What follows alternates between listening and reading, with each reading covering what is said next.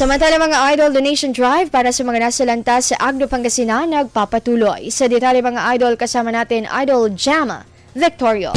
104.7 IFM.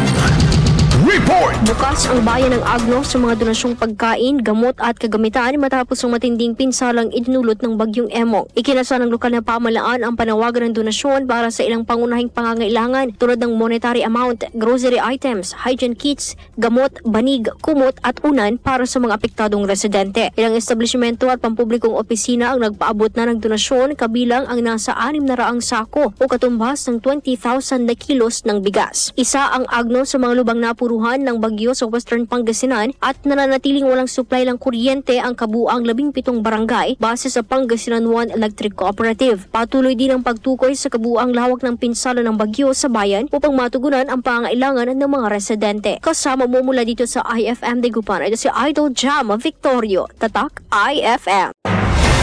IFM News. IFM News. IFM News.